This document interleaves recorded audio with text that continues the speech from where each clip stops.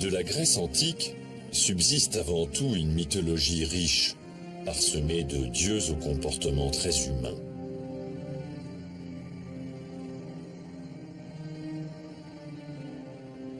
Courage, opiniâtreté, mais aussi orgueil et jalousie, tels étaient les sentiments qu'exaltaient les exploits du panthéon grec.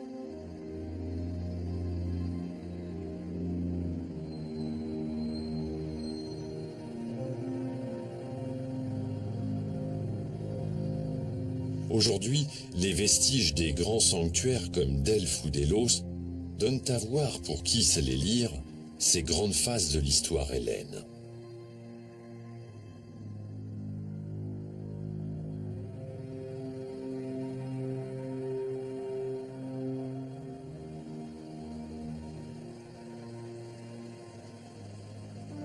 Ces centres religieux étaient de véritables aimants pour la quête du pouvoir à laquelle s'adonnaient les cités grecques.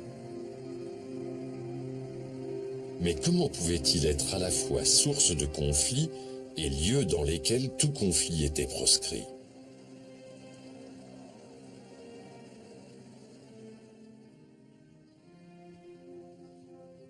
C'est avec l'aide des chercheurs de l'école française d'Athènes que nous allons tenter de lever le voile sur les enjeux de cette étonnante civilisation.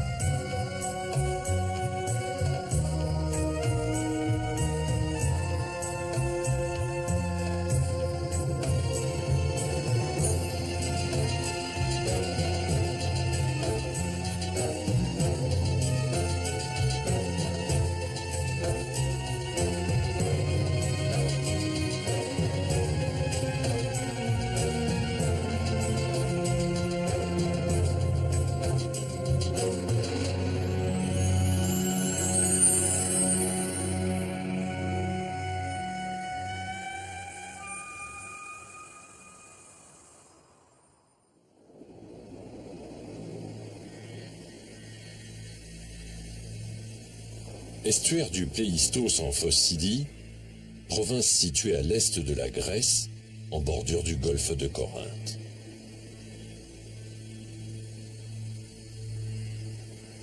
Un navire crétois termine sa campagne de pêche. Soudain, la vigie appelle ses compagnons pour leur désigner un magnifique dauphin argenté ayant surgi à la proue du bateau.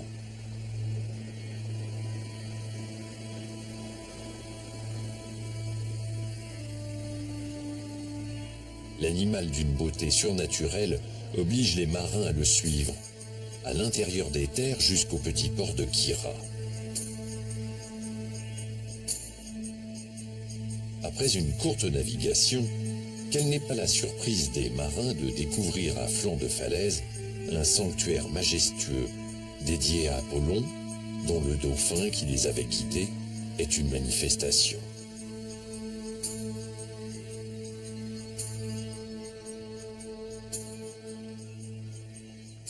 Les marins crétois se trouvaient devant le site de Delphes qui tient son nom de cette légende, et Apollon les y avait conduits pour leur demander d'en être les gardiens.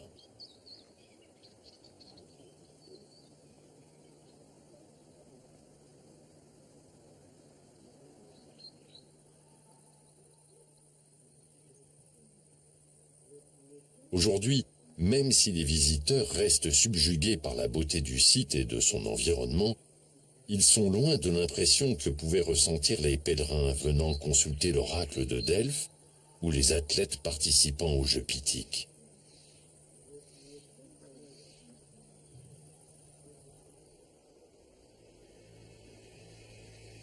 Imaginez, le site débordait alors littéralement de colonnes, de statues et de petits temples appelés trésors.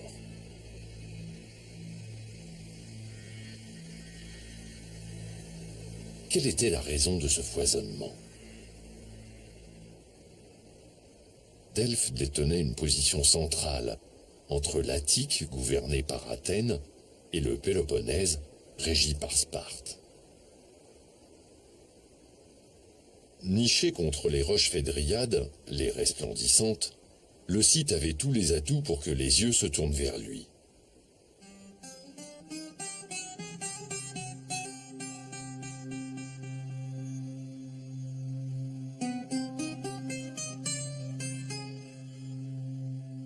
La légende veut d'ailleurs que Zeus, voulant déterminer le centre du monde, lâcha deux aigles, un du levant et l'autre du couchant.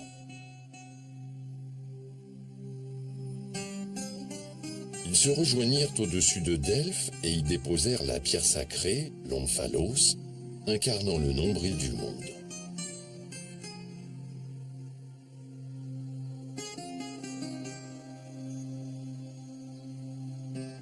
L'omphalos fut placé dans le temple d'Apollon, censé être arrivé au même moment sur les lieux.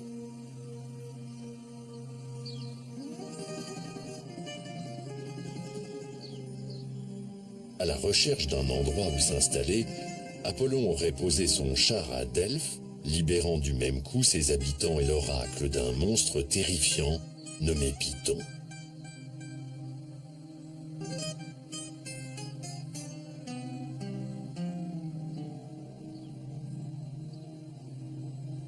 Afin d'expier son meurtre, le dieu se serait exilé ensuite pendant 8 ans comme berger, avant de revenir sur les lieux pour y implanter son temple.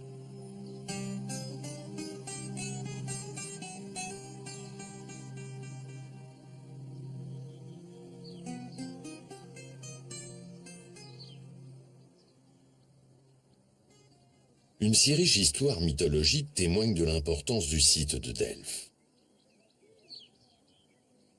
Cependant, ce sanctuaire, qui fut longtemps considéré comme le centre du monde, faillit demeurer à jamais dans l'oubli, car il fut entièrement recouvert par un village du nom de Castrie. Il va y avoir donc ce passage absolument fascinant de Delphes, qui était centre du monde dans l'Antiquité, qui sort de la mémoire des hommes. On oublie jusqu'à la localisation du site de Delphes. Jusqu'au moment où on va s'intéresser de nouveau, mais d'un point de vue archéologique, à Delphes, la destruction du village est un acte de fouille déjà, puisque le village est en partie construit avec des matériaux du sanctuaire. Ce qui est extraordinaire, c'est que ce village, en s'installant là-dessus, a complètement protégé le sanctuaire. On doit au village d'avoir pu conserver le sanctuaire dans son état. On installe un réseau de voies ferrées pour évacuer les déblais produits par les maisons à mesure de leur destruction. On a conservé des photographies d'ailleurs assez extraordinaires où on voit les vestiges qui sont là et des maisons qui sont encore debout à l'arrière-plan du paysage. Il y a en particulier une photo du mur polygonal avec à l'aplomb une maison construite sur le mur polygonal. Ce qui est pour nous un témoignage scientifiquement intéressant et j'allais dire très émouvant aussi, c'est le journal de la Grande Fouille, qui a été tenu donc entre 1892 et 1902. Alors, il y a des dessins de céramique, des dessins de bronze, des dessins d'architecture comme celui-ci par exemple, qui émaillent et qui jalonnent ce journal de la Grande Fouille. Par exemple, c'est là qu'on a quelques-uns des grands moments de la fouille. Par exemple, ici, à la date du 30 mai 1993, où on signale la découverte d'une statue d'Apollon archaïque dont il ne manque que les pieds. Cette statue, c'est un des deux jumeaux argiens, dont on a conservé d'ailleurs une photographie au moment de la découverte. Et parmi les plus grands moments, il y a évidemment la découverte en 1896 de l'Aurige, dont on suit les étapes puisqu'on commence ici, on est au 28 avril, donc on voit comment c'est progressivement reconstitué la statue de l'Aurige au moment de sa découverte.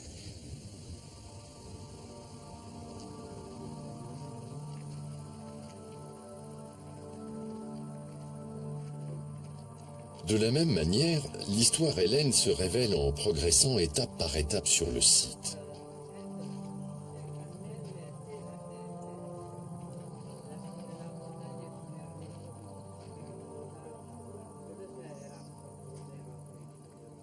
Tout d'abord, le 8e siècle marque la naissance archéologique du culte apollinien. Les premières traces d'offrandes dédiées à Apollon, dont celles retrouvées dans le sanctuaire, remontent à cette période.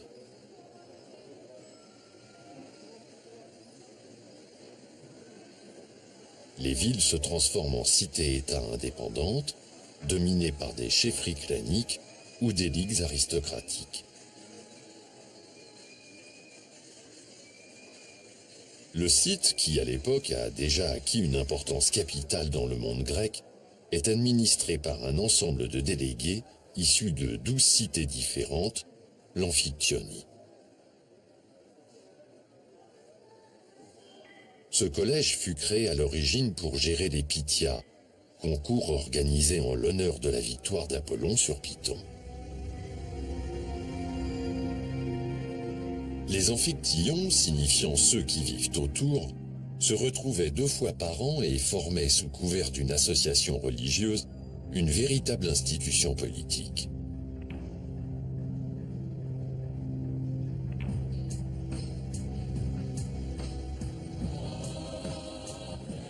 La première guerre sacrée, au VIe siècle avant Jésus-Christ, est d'ailleurs née de la violation des lois amphictyoniques par le port voisin de Kyra, qui s'arrogea le droit de prélever un péage sur les pèlerins.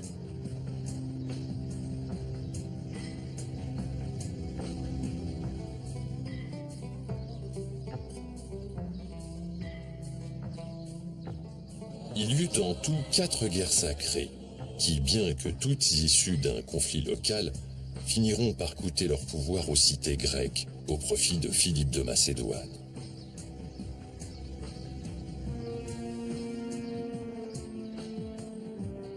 Au Ve siècle éclatent les guerres médiques, opposant le peuple grec aux Perses, et dans lesquelles se ressentent déjà les rivalités et le manque d'union entre les cités.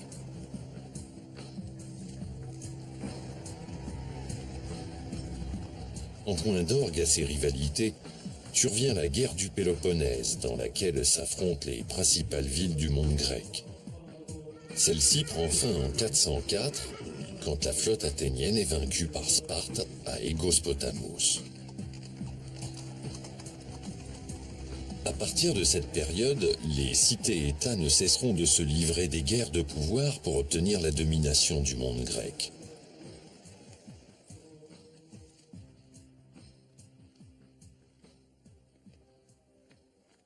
Cette histoire tumultueuse se lit dans les répliques que se font les cités par le biais des offrandes faites à Apollon. Et cela dès l'entrée de son sanctuaire. Alors, en franchissant cette porte, nous pénétrons dans le sanctuaire, donc dans l'espace sacré.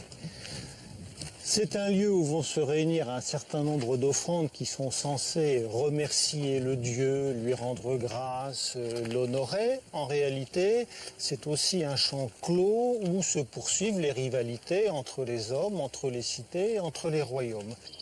Cette première offrande que nous avons sous les yeux, c'est une offrande des Arcadiens pour célébrer une victoire sur les Lacédémoniens. Donc c'est une prise sur le butin. Alors ce qui est intéressant, c'est qu'avec la reconstruction topographique qu'on peut établir, on a ici dans ce petit secteur presque une lecture politique à faire. La base des Arcadiens est érigée après une victoire de 370. Elle est implantée juste en face d'une consécration faite par Sparte pour célébrer sa victoire sur les Athéniens en 404 à Égospotamos. L'offrande célébrant la victoire de Sparte est placé juste à côté d'une offrande célébrant une victoire athénienne, celle de Marathon en 490. Au-delà encore, on aura la base du cheval dourien, consécration par Argos d'une victoire sur Sparte. Donc deux bases, une base célébrant une victoire d'Argos sur Sparte, une base célébrant une victoire d'Athènes, et puis pour terminer, cette base lacédémonienne qui vient dire finalement c'est nous qui l'emportons. Cette surenchère, elle est aussi dans les effets recherchés par l'offrande, et il faut bien se rendre compte de l'effet que devaient avoir ces offrandes pour le spectateur. Et on jouait politiquement, on poursuivait politiquement comme ça les rivalités des cités.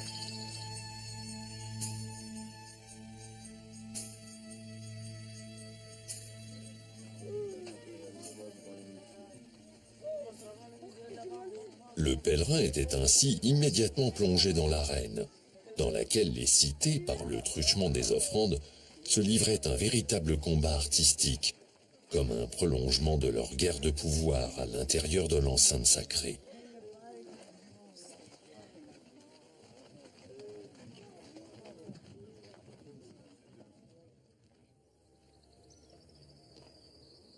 À l'amorce du premier tournant de la voie pavée, commence la zone des trésors, ces petits temples construits aussi à titre d'offrande.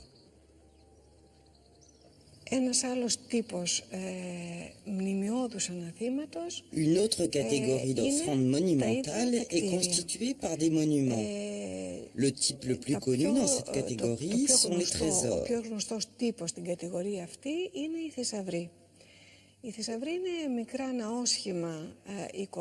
Les trésors, qui avaient l'apparence des temples, étaient édifiés par les villes pour représenter leur pouvoir politique à l'intérieur de grands sanctuaires comme celui de Delphes.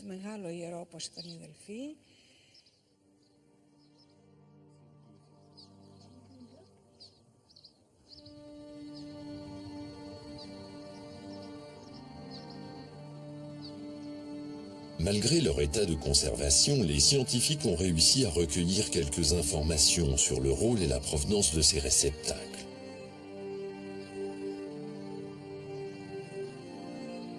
Les vestiges de soubassement ont permis d'en dénombrer au moins 11 dans cette zone.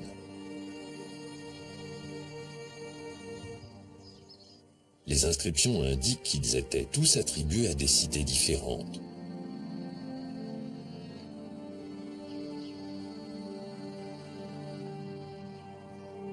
Construit en l'honneur de la victoire de Marathon, et d'ailleurs sûrement grâce au butin prélevé à cette occasion, le trésor des Athéniens est le seul qui fut restitué par les archéologues au début du XXe siècle.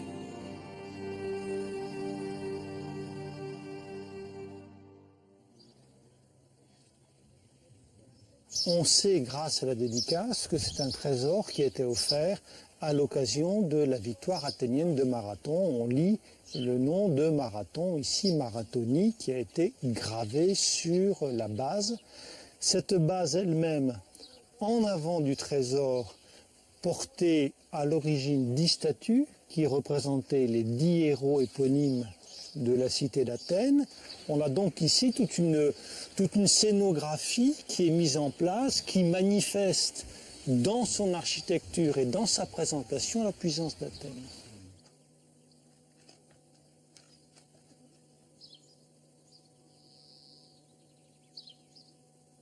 À l'origine, la voie pavée empruntait un itinéraire différent.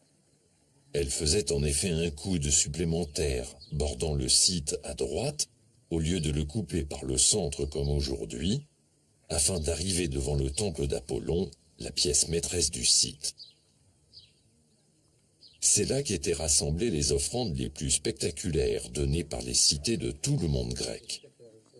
Mais d'où venait ce besoin presque compulsif de bâtir des offrandes aux dieux?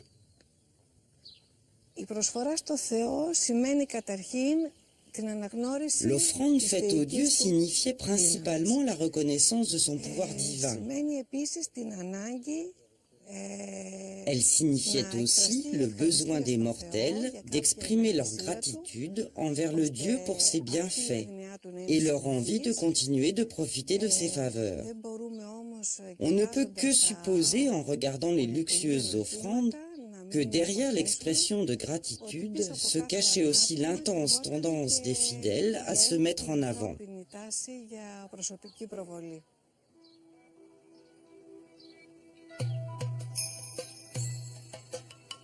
Aux heures de gloire de Delphes, ce modeste rocher servait de base à une colonne de 12 mètres, elle-même surmontée d'un sphinx.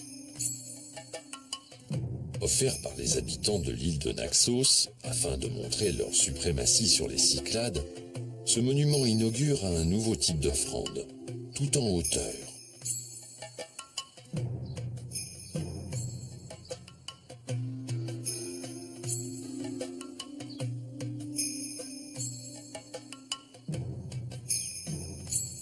La base est augmentée d'un support sur lequel est placée une statue, ou bien encore un trépied, caractéristique de Delphes et appelé pour cette raison trépied delphique.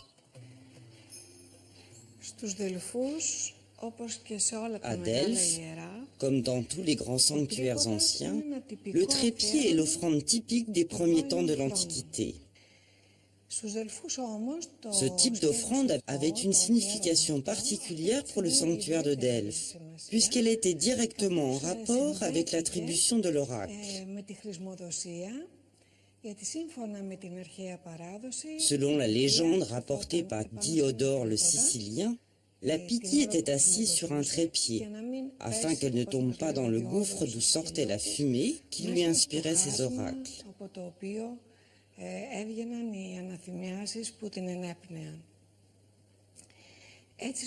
Ainsi, le trépied a obtenu une signification particulière pour l'oracle de Delphes, et il est devenu un symbole du dieu et de son oracle et de l'attribution des oracles.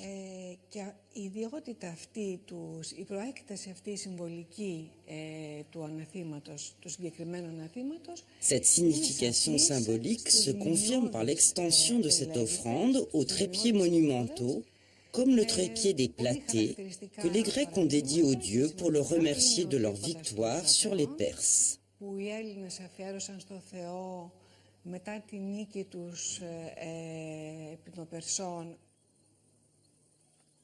Le trépied des Platées se composait d'une colonne en bronze faite de 3 serpents entrelacés. Leurs têtes se séparaient pour supporter les pieds du trépied en or.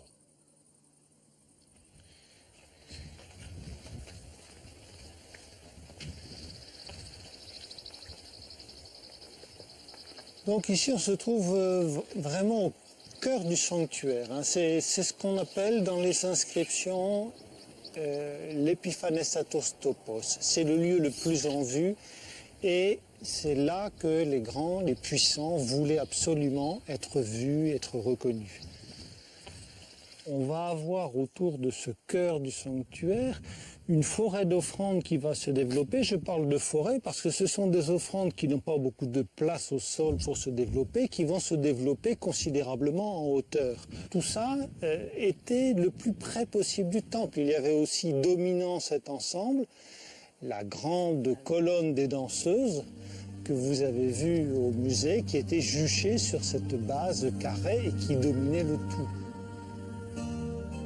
La colonne des danseuses est probablement la plus représentative des offrandes delphiques.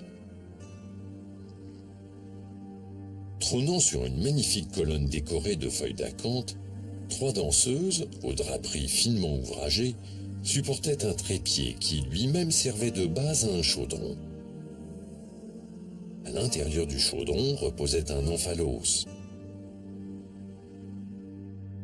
Cette superposition, on s'en doute, avait aussi pour but d'aller le plus haut possible. Donc on était vraiment cerné de toutes parts par ces offrandes qui se pressaient autour du temple et de l'autel d'Apollon. En quelque sorte, on rendait grâce aux dieux, mais ce faisant, on voulait se faire voir du monde.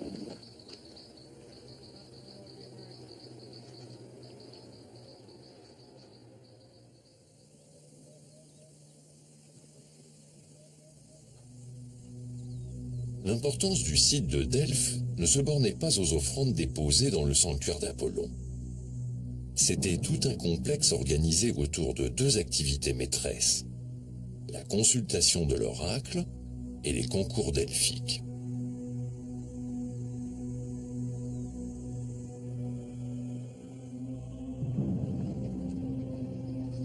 Appelé Pythie en mémoire du monstre Python vaincu par Apollon, l'oracle de Delphes était célèbre par-delà les frontières.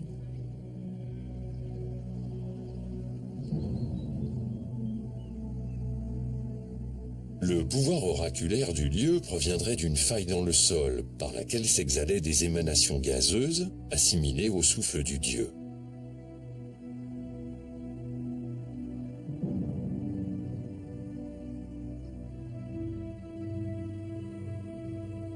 Le temple d'Apollon serait construit sur cette faille.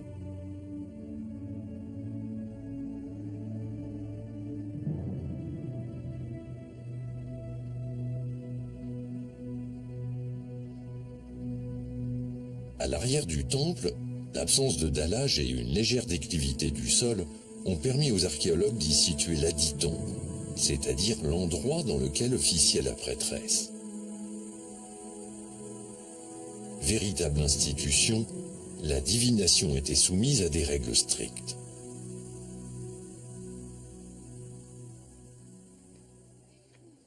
Les consultants se massaient à l'entrée du temple d'Apollon, sur la terrasse duquel on aspergeait un animal d'eau afin de savoir si l'oracle était disposé à rendre son office.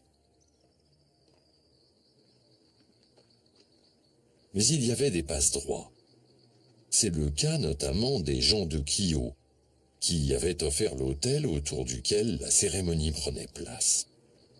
On voit une très belle inscription sur le côté de cet autel, en assez grandes lettres, où on lit Delphoi Edokan Chios Promanteien, c'est-à-dire la cité de Delphes a accordé à Chios la promantie.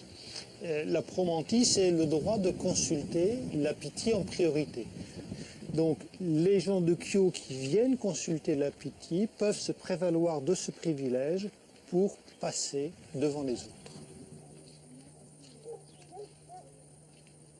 Ainsi, les consultants individuels ou mandatés par une cité-État, tout en abandonnant les conflits à l'extérieur du site, venaient prendre connaissance de leur issue.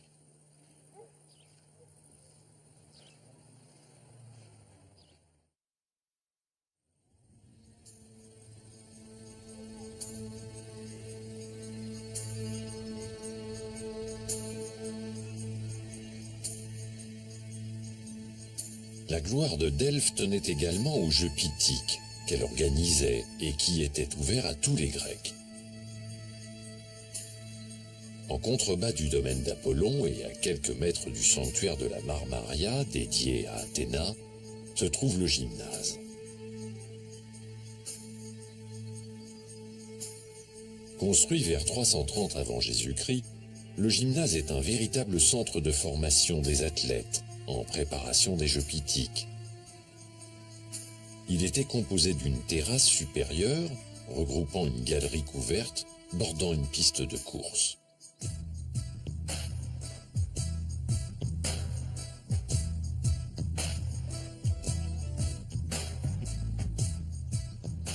Sur la terrasse inférieure se trouvait la palestre, destinée à l'entraînement des lutteurs, des salles de repos et un établissement de bain.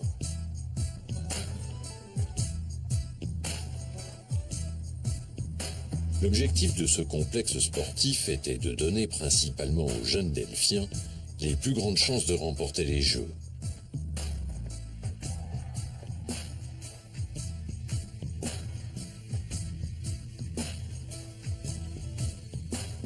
En effet, dominant le sanctuaire d'Apollon, culminait le stade. C'est là qu'avaient lieu toutes les épreuves sportives des Jeux pythiques. Son agencement est encore bien visible. Ces trous supportaient les poteaux déterminant les couloirs des coureurs, et une rainure leur servait à positionner leurs doigts pour le départ.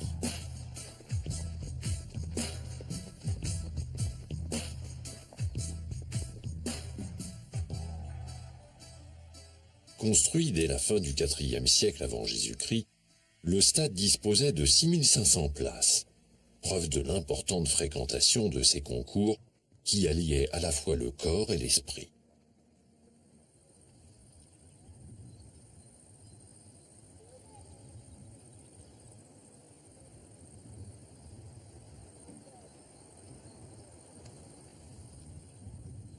En effet, le chant, les talents oratoires, l'art dramatique, toutes ces disciplines y étaient présentes au même titre que la lutte, la course ou la boxe. Ces manifestations artistiques prenaient place dans le théâtre situé juste au-dessus du temple. Mais ne nous y trompons pas. Au-delà de leur caractère distrayant, ces jeux pythiens, nés de la victoire des Amphictyons lors de la première guerre sacrée, étaient également un moyen de mettre en valeur son peuple. C'était un véritable exutoire aux rivalités.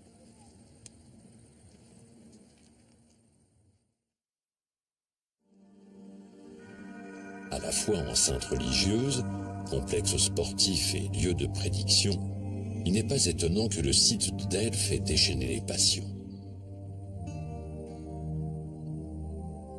Les représentants des différentes cités-États y pénétraient avec la volonté de sortir leur épingle du jeu.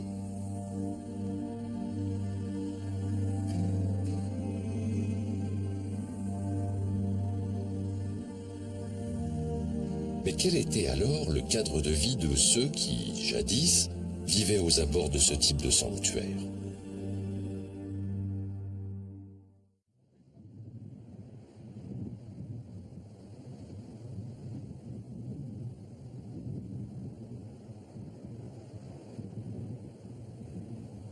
Berceau du dieu Apollon, l'île de Délos connut à l'époque hellénistique un développement fulgurant, qui eut pour conséquence d'attirer les populations des 4 coins de la Méditerranée.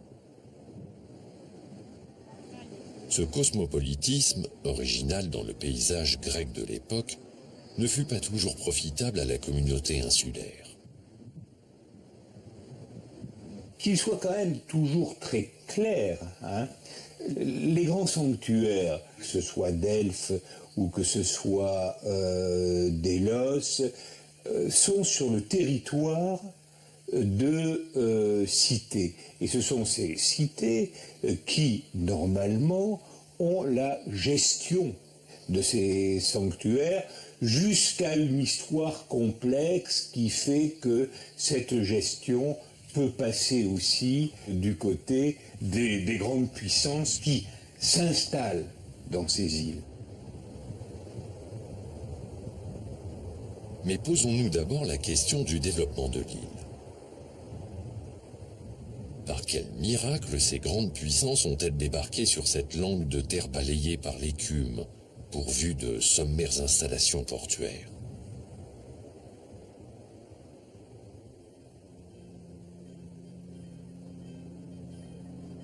Mais surtout, comment l'île de Délos est-elle passée d'un des plus importants centres religieux de Grèce à une place commerciale internationale regroupant tous les peuples méditerranéens?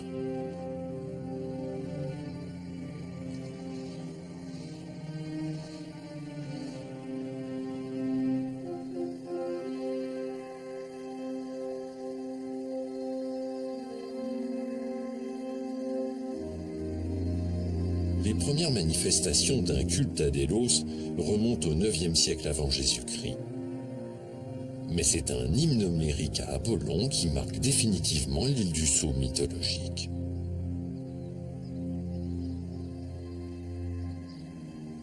Ce poème du VIe siècle relate les tourments de Leto, qui, enceinte de Zeus, cherche un endroit où donner naissance à Apollon et Artémis.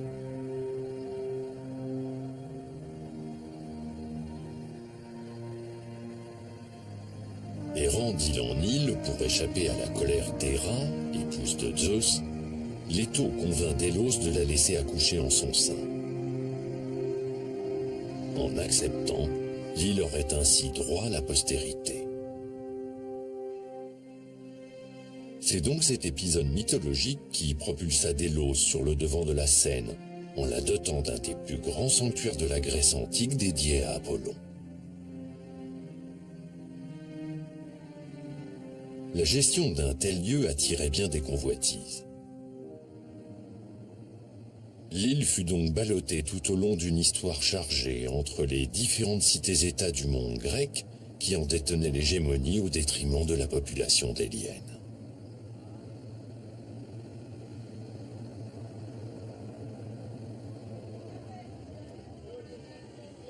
Le peuplement définitif des Déliens de l'époque historique commence vers le IXe siècle. D'où viennent-ils, ceux qui vont former la cité des Déliens? Des îles avoisinantes. Il y avait un peuplement dans les grandes îles, Naxos, Paros, et puis en fonction, sans doute, d'un développement démographique, on s'établit à Délos. C'est assez intéressant parce que au 7e siècle, il y a un besoin d'identification. Les Cyclades, c'est le monde ionien.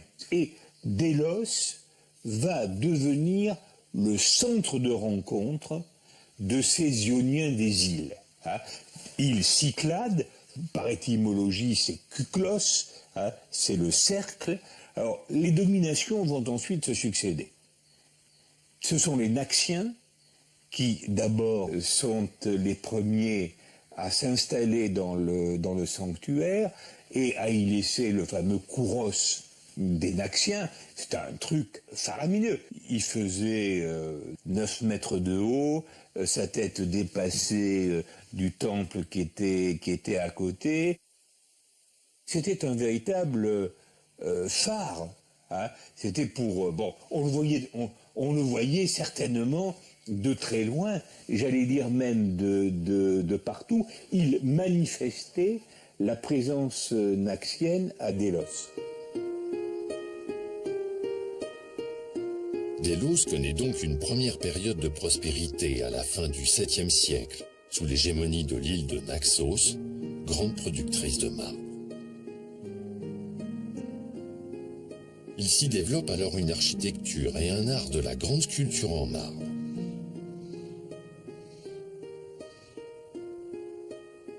Les nombreux vestiges découverts sur l'île en témoignent.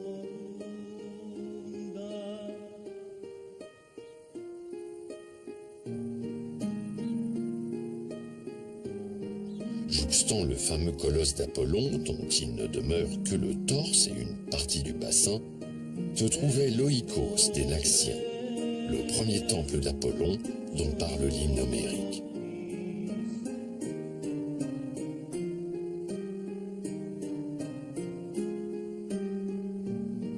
Une autre construction majeure, également en marbre de Naxos, est la terrasse des Lions, formant une allée dans le sanctuaire de Léto.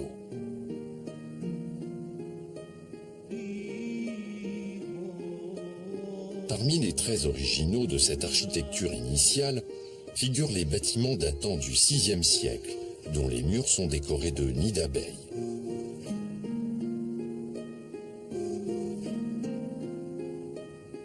La Stoa des Naxiens en est un exemple. C'est d'ailleurs devant ce portique qu'a été retrouvée la base du palmier en bronze, l'arbre symbolisant l'Apollon des liens. Il abritait aussi probablement un vieil autel fait de cornes qui marquait le centre de l'aire sacrée.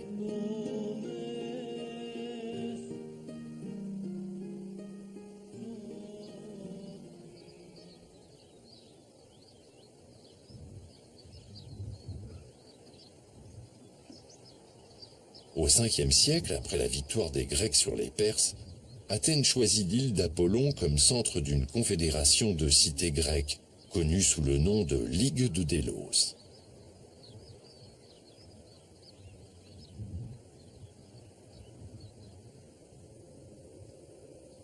Dès lors, le sanctuaire d'Apollon et le trésor de la Ligue sont gérés par des magistrats athéniens installés à Délos jusqu'en 454, date à laquelle le trésor est transféré à Athènes, sur l'Acropole, et sert à financer des grandes constructions comme le Parthénon.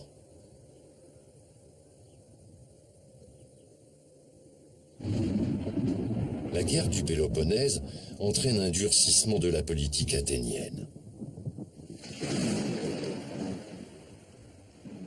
Les premières répercussions se feront sur la communauté locale, puisqu'il sera ordonné aux Déliens de naître et de mourir sur l'île voisine, Rhénée.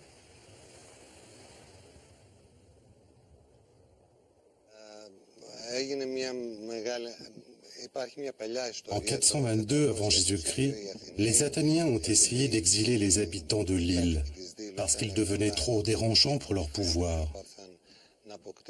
Ils voulaient récupérer la gestion du sanctuaire.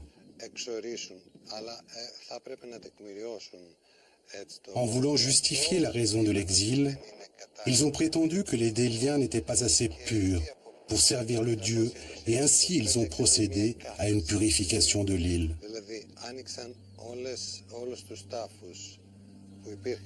Ils ont ouvert toutes les tombes et ont transporté toutes les sépultures à Rhénée. Après, ils ont décrété que personne n'avait le droit de naître et de mourir sur l'île.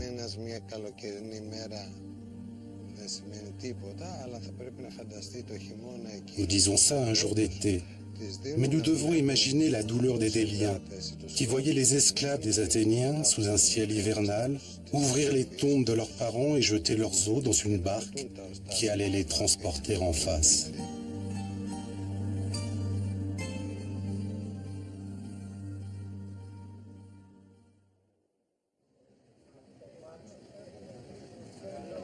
Au cœur du sanctuaire, en grande partie d'origine athénienne, se dressent 3 temples dédiés à Apollon.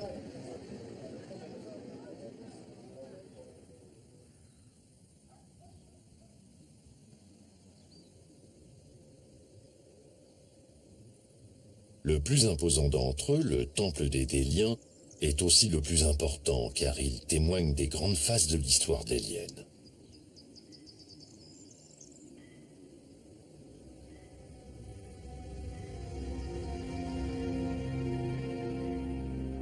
Sa construction, entreprise au moment même où Délos fut désigné pour abriter la Ligue, fut interrompue lorsque le trésor fut transféré à Athènes, avant d'être achevé par les Déliens durant leur indépendance, à la fin du IVe siècle avant Jésus-Christ.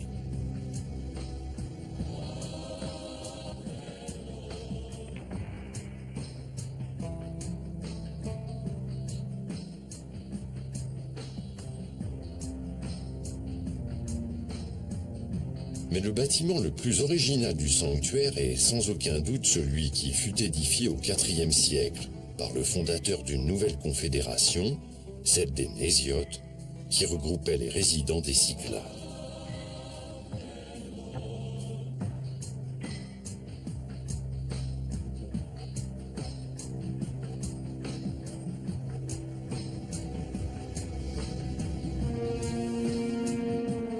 Il est original par sa forme et surtout par sa fonction, puisqu'on s'accorde à dire qu'il servait d'abri au navire amiral commandé par Démétrios Poliorcète à la suite de sa victoire à Salamine de Chypre en 306. C'était chose connue de consacrer un navire à Apollon et de l'entreposer dans un bâtiment commémoratif, le Néorion.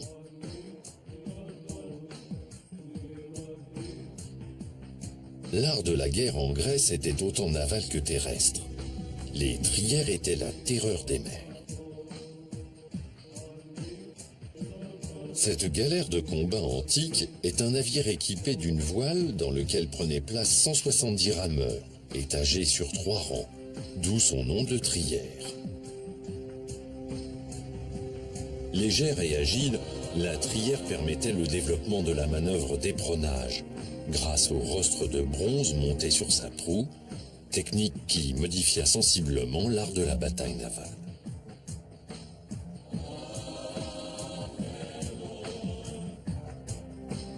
Les trières apparaissent en Ionie et deviennent les navires de guerre dominants en Méditerranée, du 6e au 4e siècle avant Jésus-Christ. Son efficacité lui vaudra d'être réutilisée bien plus tard par les Romains.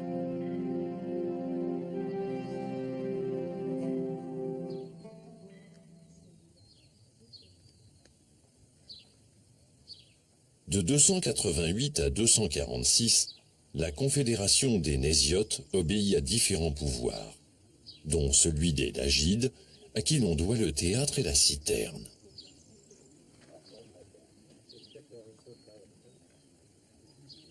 L'hégémonie rhodienne, sous la coupe des rois de Macédoine, construit quant à elle deux grands portiques, celui d'Antigone Gonatas et celui de Philippe V.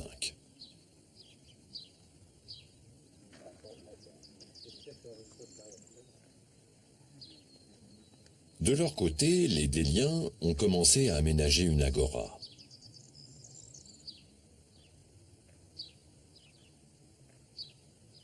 Si l'histoire de Délos est complexe, la compréhension du site dans sa globalité l'est encore plus.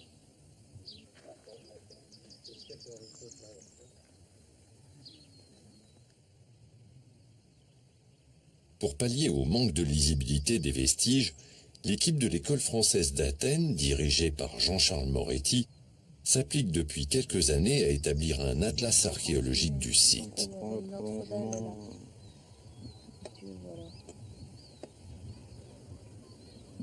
Quelle en est la fonction ?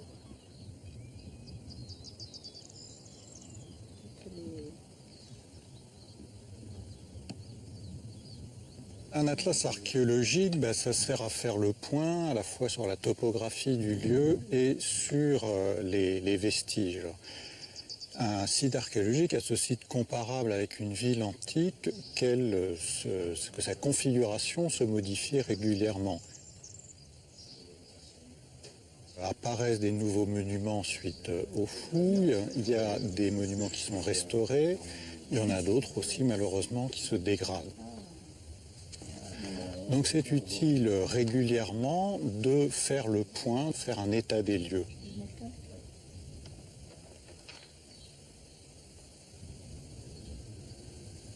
Alors au 19e, les relevés étaient faits par un théodolite tout à fait simple, c'est-à-dire qu'on mesurait des angles, ce qui permet de connaître des distances. Maintenant, on travaille pour le plan de l'île par photogrammétrie aérienne, ce qui permet d'avoir un modèle numérique de terrain, donc un modèle 3D de l'île entière. Et pour ce qui est des vestiges, on les relève soit avec un théodolite à infrarouge, donc qui calcule directement les distances, soit par un GPS, et même un GPS différentiel, ce qui nous permet d'avoir une précision de l'ordre du centimètre, ce qui est tout à fait suffisant pour le type de relevé qu'on fait au 200e.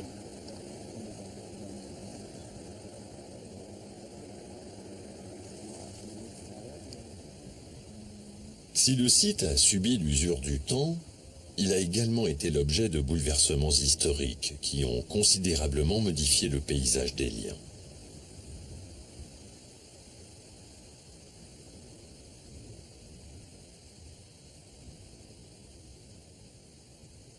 Ainsi, les ruines que l'on voit aujourd'hui remontent pour la plupart à un tournant historique exceptionnel que les archéologues situent entre le IIe et le 1er siècle avant Jésus-Christ.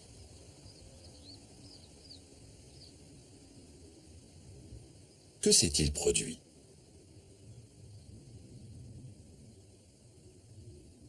En fait, ce qui se passe, et ça c'est très important, c'est qu'au milieu du second siècle avant Jésus-Christ, il y a une totale redistribution des cartes au niveau méditerranéen, avec deux événements clés que l'on connaît et qui ont leurs conséquences à Délos même, c'est la destruction de Carthage, la destruction de Corinthe, et même, allons au-delà, la destruction de Beyrouth, très peu d'années après. Vous avez les trois clés économiques de la Méditerranée qui sont détruites.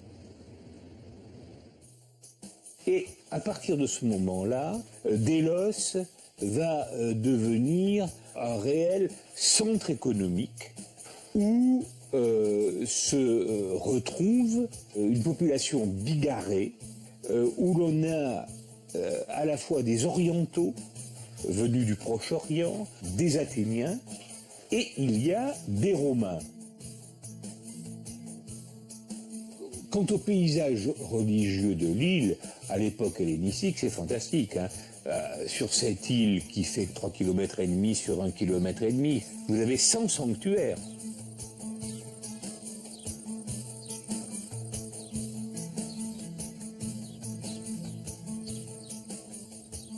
Sur la terrasse des divinités étrangères se dressent les sanctuaires des communautés syriennes et égyptiennes. Archéologiquement, les divinités égyptiennes tiennent une place particulièrement importante. Elles avaient à Délos 3 sanctuaires, dans lesquels ont été découvertes plus de 200 inscriptions d'un intérêt considérable pour la connaissance des cultes égyptiens dans le monde hellénistique.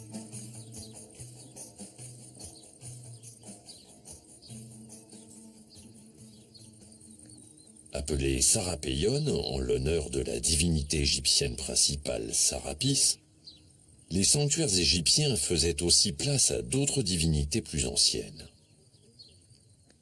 En effet, dominant tout le site, se dresse le temple d'Isis, dans lequel est conservée une grande statue offerte par les Athéniens.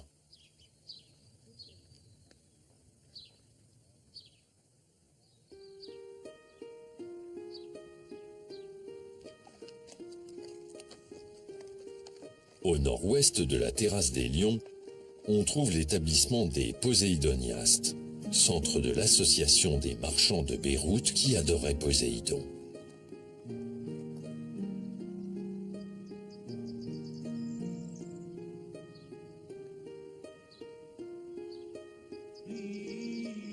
La communauté juive éleva pour sa part une synagogue, la plus ancienne connue dans le monde grec.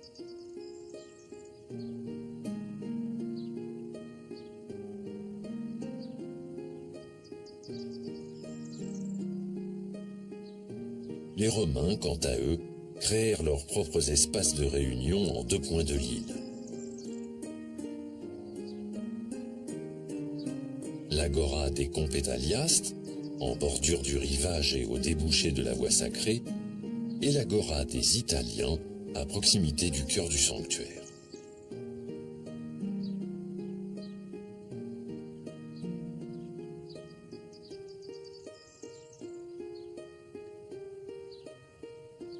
Soucieux d'imprimer leur marque dans le paysage urbain de Délos, les nouveaux venus n'hésitaient pas à s'approprier les terrains sacrés et les espaces publics.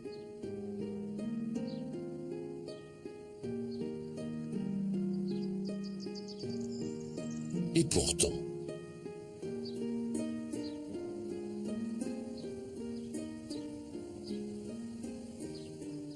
c'est pas Pompéi, Délos. C'est les seconds couteaux qui sont à Délos, mais c'est les représentants des grandes firmes. Qu'est-ce qu'ils font à Délos? Ils trafiquent. À partir d'une certaine date, la gestion de Délos étant faite aux mains d'une communauté qui comporte les Romains, les commerçants, les anthropovitaires et les armateurs. C'est cela, la communauté délienne.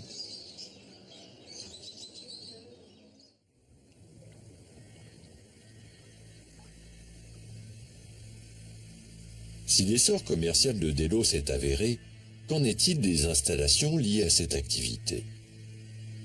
Tout d'abord, on trouve des entrepôts, comme l'établissement de la Pointe des Pilastres.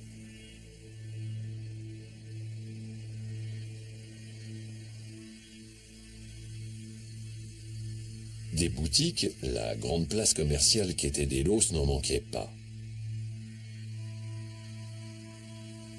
Répartis sur l'île selon leur spécialité, on en trouve sur le port, aux abords du sanctuaire et dans des quartiers d'habitation où se trouvaient également certains ateliers.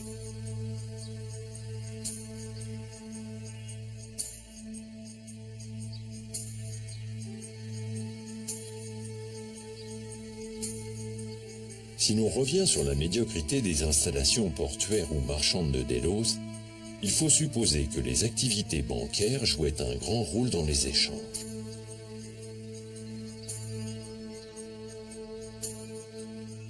leur ampleur n'est pas toujours synonyme d'entrepôts gigantesques. Dans le cadre de cette recomposition économico-politique du monde méditerranéen au milieu du second siècle, Délos sert de bourse. C'est une sorte de bourse internationale où ces communautés se rencontrent. Je ne pense pas qu'il faille se représenter Délos comme un véritable entrepôt. On a trouvé des entrepôts, mais tout nous prouve que tout est à la mesure d'une petite cité, mais que rien ne prouve que Délos, si vous voulez, était un entrepôt à l'échelle de la Méditerranée. C'est un lieu de rencontre et fonctionnant, à mon avis, un petit peu comme une city ou comme une bourse.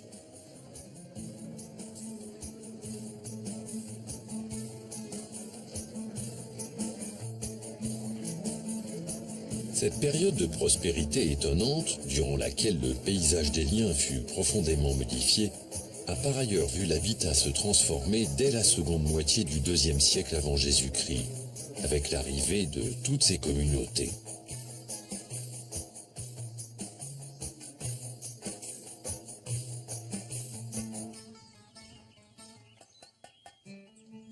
Si les lieux de culte des différents peuples attestent de leur présence sur l'île, les marques d'appartenance étrangères au sein des habitations sont beaucoup plus rares. La plus célèbre de ces marques se trouve dans la maison des dauphins. La mosaïque de l'entrée représente en effet un signe de Tanit, symbole de protection dans la religion phénicienne.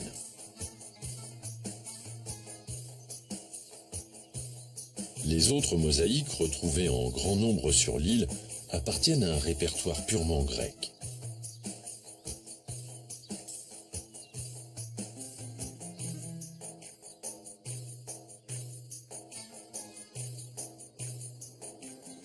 Toutes ces communautés habitaient donc des maisons de type grec, organisées autour d'une cour, en général peu ouverte sur l'extérieur et s'élevant sur un ou plusieurs étages.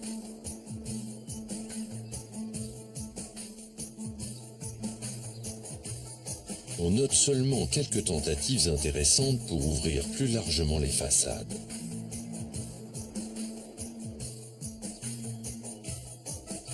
Par les fenêtres de la maison en forme de tour, dans l'îlot des comédiens, les habitants pouvaient profiter du paysage. Les aménagements intérieurs dépendent de la richesse du propriétaire. On retrouve dans les demeures nobles des péristyles de marbre, de belles mosaïques et des revêtements muraux peints avec des représentations figurées. Βασικό στοιχείο του δειλιανού σπιτιού είναι η ανοιχτή αυλή. La caractéristique principale de la maison délienne est la cour ouverte, l'atrium, qui a un péristyle qui fait de l'ombre pour les autres chambres. Dans le centre de l'atrium, il y a toujours une citerne, avec un sol en mosaïque. En sous-sol, la citerne permet de collecter l'eau de pluie, qui est puisée par deux puits. L'eau du premier puits était liée directement à la citerne, afin d'obtenir l'eau d'usage quotidien, alors que l'autre avait un filtre de pierre poreuse, afin d'obtenir de l'eau potable. Έχει ένα φίλτρο πορολίθου ώστε να παίρνουν πόσιμο νερό. La maison délienne se distingue moins par son architecture que par son mobilier et notamment par ses sculptures. Leurs propriétaires n'hésitaient pas à passer commande de copies d'œuvres célèbres, comme le Diadumène de Polyclète, ou de fresques au goût du jour faisant la part belle à l'érotisme.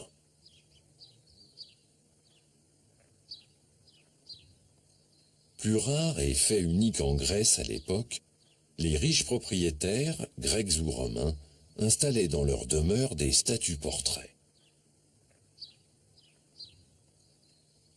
le milieu des liens semble propice à ce genre d'expérience, où s'amalgament en une synthèse originale des traditions propres aux différentes communautés. Mais d'où provient cette singulière habitude?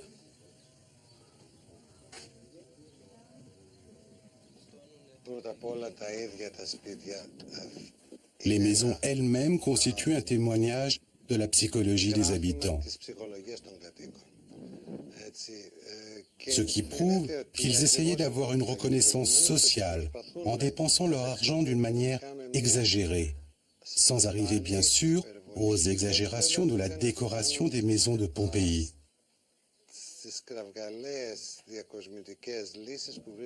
Nous ne verrons pas des chambres peintes en rouge ou en noir, comme à Pompéi, où il serait terrible de vivre.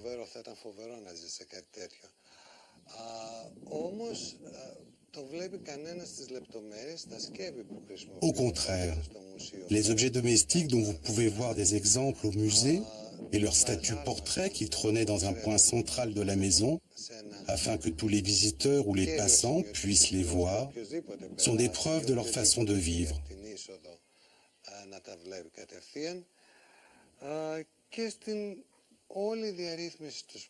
Les propriétaires essayaient d'adopter le mode de vie grec, sans le comprendre absolument, et ils imitaient la classe aristocratique dans leur effort de monter les échelles de la société.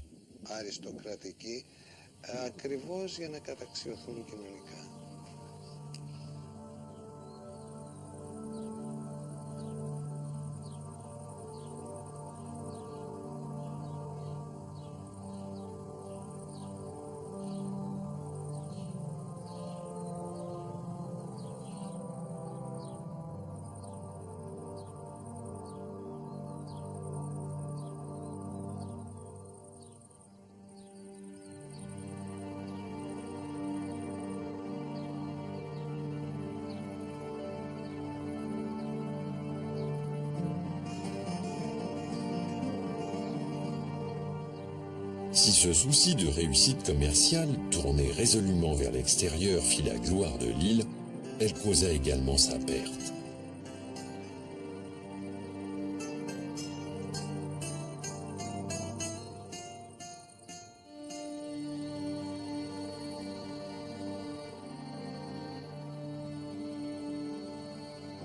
Lors de la guerre entre Rome et Mithridate, Délos, influencé par les Italiens, adopta une politique indépendante, à l'opposé d'Athènes, qui prit fait et cause pour Mithridate.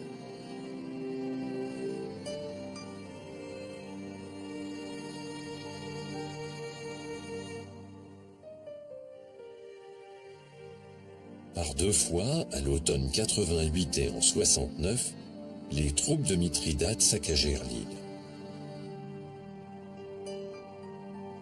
Ces actes de piraterie et la concurrence croissante des ports italiens entraînèrent le départ progressif des habitants de l'île, qui cessa d'être un relais dans le trafic commercial méditerranéen. Délos succomba par là où elle avait péché, c'est-à-dire par orgueil.